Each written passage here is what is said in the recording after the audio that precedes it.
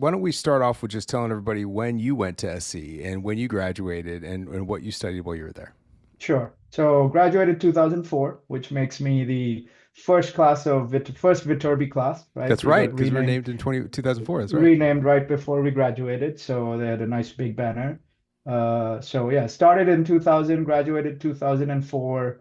I'm originally from Singapore, as you probably remember, Yeah. so I had never been to America before I stepped foot on USC campus. Is So it that was a true? big, yeah, it was a big, and campus visits and all weren't a thing when you live halfway around the world, and Yeah. particularly back then. So started in the year 2000. Engineering was what I wanted to do. Funnily enough, and we'll probably talk about this. I quite quickly decided that engineering was probably not what I wanted to do as a profession, Yeah. but what I wanted to study and learn because of the technical, just the rigor of engineering, the technical nature of it, how it teaches you to break down problems and solve problems, and Right. the applicability of engineering degrees to all sorts of jobs, right? So engineers get hired obviously to be engineers, but also to be consultants and actuaries and investment bankers and all this other stuff. So I was like, I definitely want the engineering degree. I want the rigor. I want to learn all those soft skills that come along with the technical skills, and then I'll figure out what I do with it. And along the way, I picked up an economics minor. Um, couldn't quite squeeze in the double major, but yeah, I graduated 2004 with an electrical engineering degree, minor in economics. That's fantastic. So, as a wee lad back in Singapore, Hmm. what was that like? I mean, I think we have a number of people that listen to this from different countries, and I can only imagine what it's like to think about where you're from and the country that you've grown up in, and say, you know what, I want to go to college in the United States. How was that decision always like? Had that always been made, or is that something that you landed on at the end, or? Well, I think there was always a desire to leave Singapore for college.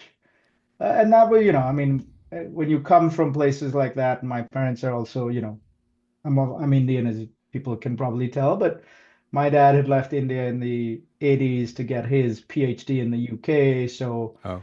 you know, our families have had already sort of traversed Oh. the globe, and Singapore is a small country, right? So just it's common for students from Singapore to aspire to go abroad. So we had a whole group of people in my high school and my peer network that were like, okay, we want to go to the UK, the US, Australia, whatever. These are our aspirational goals. Yeah. And I went through the process of, I applied to school. I applied to schools in the UK and the US, and I went through the process of what do I want to study and where do I feel is the right sort of approach for me and where do I think I'll get the kind of experience I want. And you weigh all those things up and talk to a bunch of people. Again, I never visited, but knew people who had been to these universities and sort of ended up with the decision to do engineering at USC. Yeah. Also, the scholarship helped.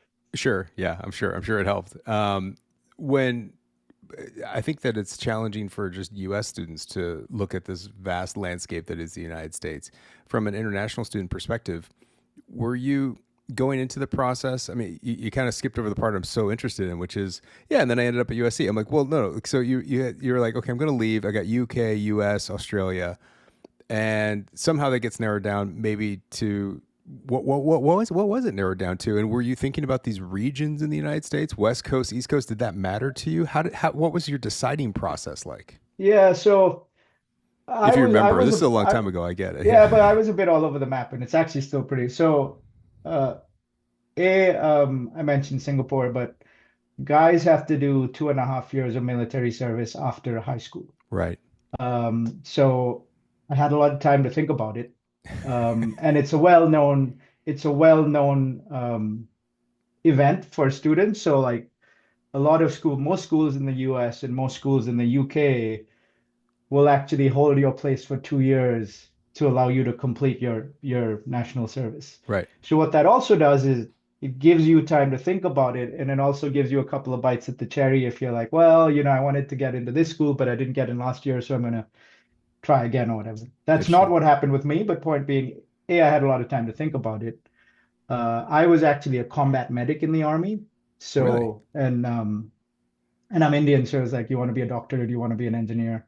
Those were the two obvious pathways. Like, I don't think there was anything else that was really discussed. Yeah. Um, so having that sort of combat medic experience, I actually applied to the UK for Singapore and the UK for med school, and the United States for engineering, which are two very different things. But Huh. med school is not a postgraduate degree in sort of the British Commonwealth, right? Oh. It's a 5 year undergraduate MBBS degree, and then you go on to like housemanship, which is residency and specializations and things like that. Huh. So you go from high school to med school and do a 5 year, and you get what they call MBBS, which is the equivalent of an MD. So I applied to med school in the UK and the US, and I applied to I applied to med school in the UK and Singapore, and I was like, I want to do engineering. The place to do it is the United States because of the research universities and sort of, I had been told the facilities and the funding is just a different level and what goes on with the support of large US companies and everything, and the type of internships and job opportunities is just a different level and scale in the US than anywhere else. And then through that process of being a medic, I was like, you know what? I've seen so many doctors up close. I don't want to study for the next 20 years. So I think I'm going to be an engineer. Like I've had that experience. Um, I'm good. yeah.